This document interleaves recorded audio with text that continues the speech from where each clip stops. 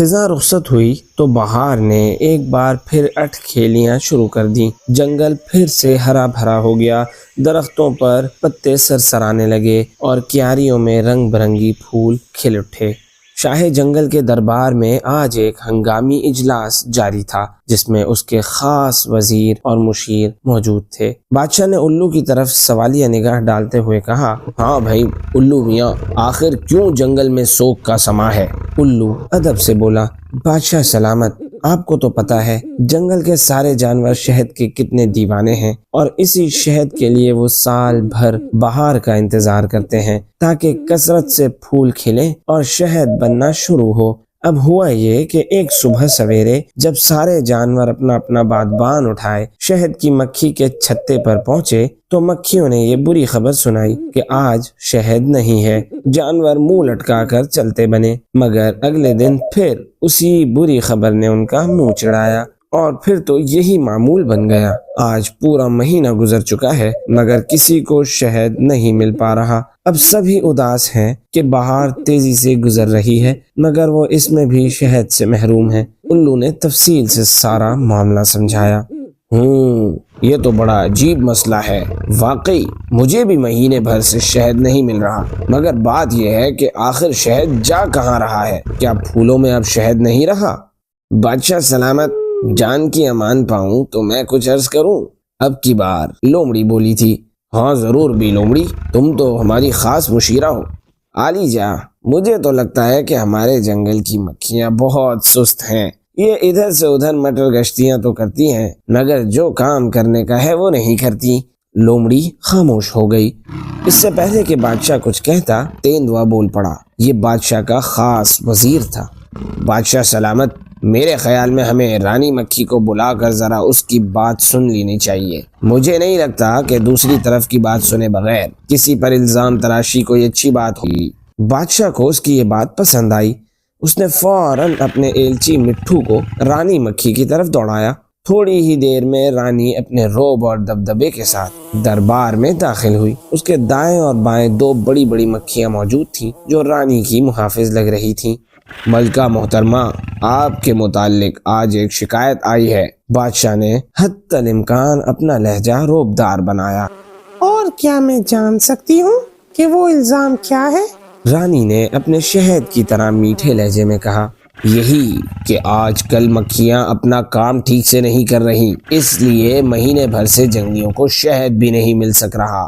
بادشاہ کی بات سن کر رانی سنجیدہ لہجے میں بولی، بادشاہ سلامت، یہ محض ایک الزام ہے۔ بات کچھ یوں ہے کہ جنگل میں سے پھول غائب ہو گئے ہیں۔ ہماری کارکنیں ہر روز شہد کی کھوج میں جاتی ہیں مگر انہیں پورے جنگل میں کوئی پھول نہیں ملتا۔ ہم خود اس بارے میں پریشان ہیں کہ جنگل کی ساری کیاریوں سے پھول کہاں چلے گئے۔ یہ جنگل کے پھول کون چرا رہا ہوگا؟ بادشاہ نے کہا تو دربار میں خاموشی چھا گئی۔ میاں الو، کیا تم پھول چور کا پتہ لگا سکتے ہو؟ جی بادشاہ سلامت، آپ مجھے 2 ہفتے دیں۔ ٹھیک ہے، تمہیں 2 ہفتے کی مہلت دی جاتی ہے، بادشاہ نے کہا اور مجلس برخاست کر دی۔ الو دربار سے نکل کر جنگل کی صاف ستھری فضاؤں میں اڑتا ہوا چکر لگانے لگا۔ وہ کوئی ترکیب سوچ رہا تھا جس سے وہ چور کو پکڑ سکے۔ اڑتے اڑتے وہ جنگل کی کیاریوں والے مشرقی حصے کی طرف نکل آیا۔ واقعی پورے میدان میں بس اکا دکا پھول ہی دکھ رہے تھے جو شاید آج صبح ہی کھلے تھے۔ ابھی الو وہیں پر اڑ رہا تھا کہ اسے ایک طرف سے لومڑی آتی دکھائی دی۔ شاید وہ بھی دربار سے سیدھی یہیں چلی آئی تھی۔ لومڑی پھول کی طرف بڑھ رہی تھی۔ الو دلچسپی سے اسے دیکھ رہا تھا۔ اس نے دیکھا کہ لومڑی قریب جا کر پھول توڑنے لگی ہے۔ وہ تیر کی طرح اڑتا ہوا اس کے قریب آیا اور بولا، یہ کیا کر رہی ہو؟ گھر کے لیے پھول لے جا رہی ہوں۔ لومڑی نے اس کی طرف دیکھے بغیر کہا، ٹھیک ہے، اگر تم یہ پھول توڑو گی تو تمہیں تمہارے حصے کا شہد نہیں ملے گا۔ یہ کس نے کہا؟ ایک پھول سے کیا فرق پڑ جائے گا؟ لومڑی غصے سے بولی، بھائی یہی نیا قانون ہے۔ بادشاہ نے مجھے پھولوں کی چوری پکڑنے کا کہا ہے اور پھولوں کے متعلق تمام اختیارات بھی مجھے سونپے ہیں۔ اب تمہاری مرضی ہے، پھول لے جاؤ یا شہد تیار ہوگا تو شہد لے جانا۔ الو نے کندھے اچکائے۔ لومڑی جھلا کر وہاں سے چلی گئی۔ الو وہیں قریب ایک پیڑ پر بیٹھ گیا۔ اب تھوڑی دیر بعد وہاں بھالو آیا اور پھول توڑنے ہی لگا تھا کہ الو نے جا کر اسے بھی وہی بات کی۔ وہ بھی پھول توڑے بنا چلا گیا۔ پھر ایک ایک کر کے بلی، ہرن، ہاتھی، زرافہ آئے۔ جو کوئی بھی پھول توڑنے آتا الو اس سے یہی کہتا۔ تھوڑے ہی دنوں میں مشرقی کیاری پھولوں سے بھر گئی۔ اب الو نے باقی پھولوں والی جگہوں پر بھی باری باری ڈیرے ڈالے اور وہاں سے بھی جانوروں کو پھول توڑنے سے روک دیا۔ ایک ہفتے کے اندر اندر پھر سے پھولوں کی بہار لوٹ آئی تھی اور سب کو شہد ملنے لگا تھا۔ 15 دن مکمل ہوئے تو پھر سے دربار لگا۔